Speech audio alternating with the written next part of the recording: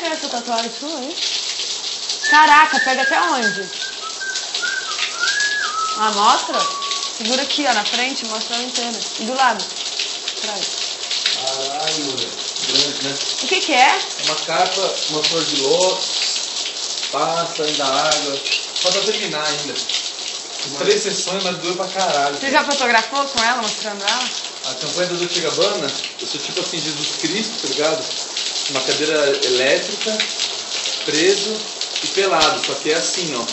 Eu tô assim, a câmera tá ali, eu tô aqui, o pau tá assim, tá ligado? Então, parece, não parece nada. Daí ela aparece inteira, assim, aqui, ó. Na hora, o cara Demora falou, muito você... pra fazer essa foto? Hã? Demora muito?